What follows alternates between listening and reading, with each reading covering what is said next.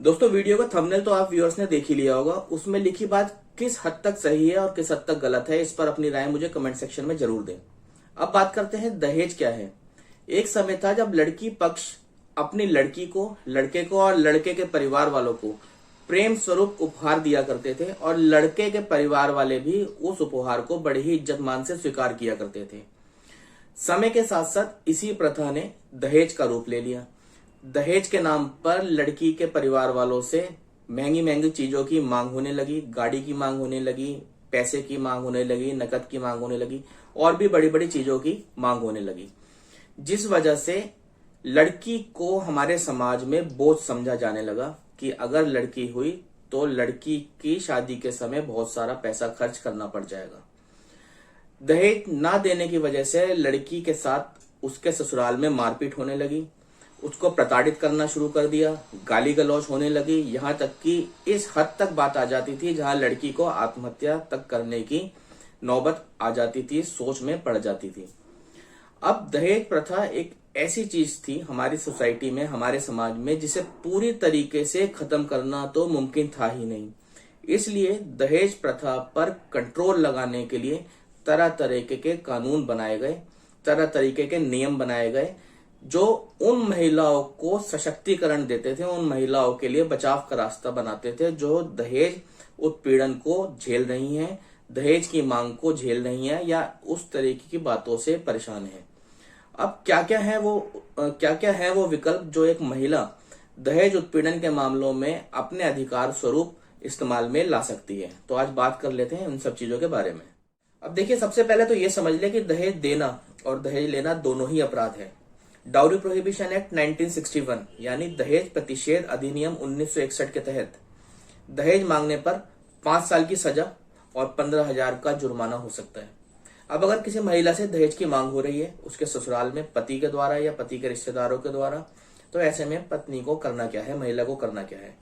सबसे पहली चीज, अगर दहेज की मांग हो रही है तो पुलिस में इसकी शिकायत करें।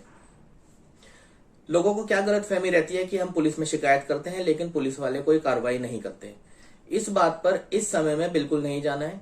अगर कोई दहेज की मांग होती है तो पुलिस में शिकायत करें, भले ही उसकी कार्रवाई उस समय हो या ना हो, क्योंकि उस शिकायत का बेनिफिट आपको आगे भविष्य में मिल जाएगा। दूसरी चीज, अगर दहेज की मांग हो रही है तो महिला चाहे तो जो भी दहेज की मांग कर रहे हैं पति या ससुराल वाले, उनके खिलाफ महिला सेल में कंप्लेंट कर सकती है। महिला सेल, कुछ जगह पे उसे महिला थाना कहते हैं, वुमेन सेल कहते हैं, CAW सेल कहते हैं, ये सब एक ही चीज होती है।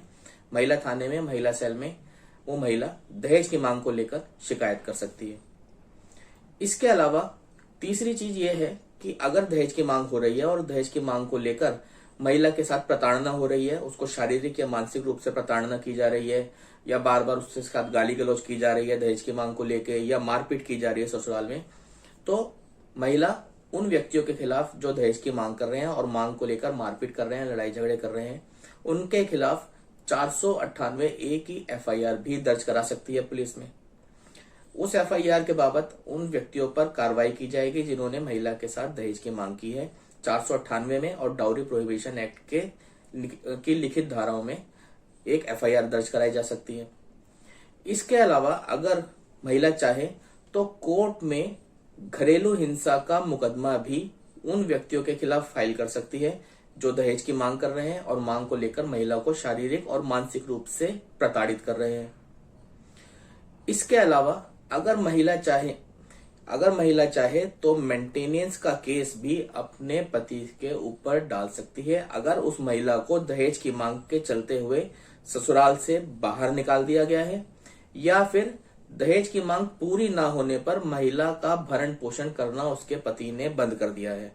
तो ऐसे में वो महिला चाहे तो अपने पति से अपने भरण पोषण की मांग कर सकती है, कोर्ट में मेंटेनेंस का केस फाइल कर सकती है। इसके अलावा अगर दहेज की मांग को लेकर एक महिला के साथ शारीरिक और मानसिक प्रताड़ना अगर इस हद तक बढ़ चुकी है कि उनका साथ रहना मुमकिन ही नहीं है, तो ऐसे में एक महिला चाहे तो कोर्ट में डिवोर्स का केस भी फाइल कर सकती है। ये है वो कानूनी विकल्प जो एक महिला अपने अधिकार के तौर पे इस्तेमाल कर सकती है उस समय जब उसके साथ दहेज की मांग की जा रही हो, दहेज की मांग को लेकर मारपीट करी जा रही हो, मानसिक या शारीरिक प्रताड़ना की जा रही हो, या किसी तरीके की गाली गलौज ससुराल में की जा रही हो। ऐसे में इन सभी कानूनी विकल्पों की मदद से एक महिला अपने अधिकारों की मांग कर सकती है। अब देखिए, ये बात तो आप समझ गए कि दहेज उत्पीड़न के मामलों में महिला के पास क्या क्या कानूनी विकल्प होते हैं, लेकिन दहेज उत्पीड़न के मामलों में कहां कहां शिकायत करनी है और कैसे शिकायत करनी है, इस बात को भी जानना बहुत जरूरी है।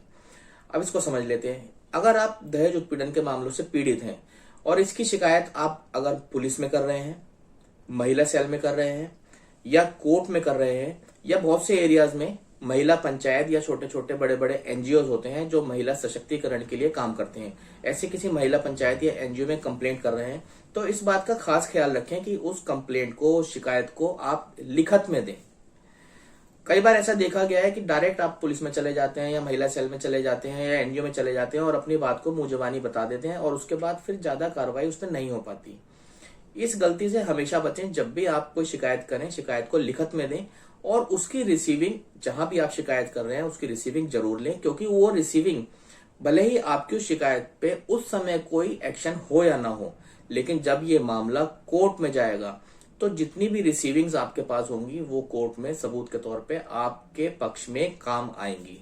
इसलिए जब भी कोई शिकायत करें, चाहे पुलिस में हो, वुमेन सेल में हो, उसकी रिसीविंग जरूर लें और शिकायत को हमेशा लिखत में दें, रिटर्न फॉर्म में ही दें। अब अगर आप कोई कोर्ट में केस फाइल करते हैं तो कोर्ट में अगर आप केस फाइल करते हैं तो किसी वकील की मदद जरूर लें। उनसे सलाह मशवरा परामर्श करने के बाद अपने अधिकारों को ध्यान में रखते हुए कोर्ट में केस फाइल करें और अपने अधिकारों की मांग करें। इसके अलावा अगर महिला पंचायत में आप कंप्लेंट करते हैं तो वहां भी रिटर्न में कंप्लेंट दें, लिखित में कंप्लेंट दें और शिकायत की रिसीविंग जरूर लें, क्योंकि वो सभी रिसीविंग आपको कोर्ट केसेस में काम आती है। अब देखिए, दहेज उत्पीड़न या शारीरिक व मानसिक प्रताड़ना से जुड़ी कोई शिकायत आप महिला सेल में या पुलिस में करना चाहते हैं तो उस कंप्लेंट को आप घर बैठे अपने आप भी बना सकते हैं। उस कंप्लेंट को कैसे बनाना है, उसके लिए ऑलरेडी एक वीडियो मैं अपने चैनल पर डाल चुका हूं। उस वीडियो की नोटिफिकेशन, उस वीडियो का लिंक मैं आपको डिस्क्रिप्शन में दे दूंगा। आप उस वीडियो को देख सकते हैं और उस वीडियो की मदद से आप घर बैठे खुद ही महिला सेल की कंप्लेंट या पुलिस की कंप्लेंट को अपने आप बना सकते हैं।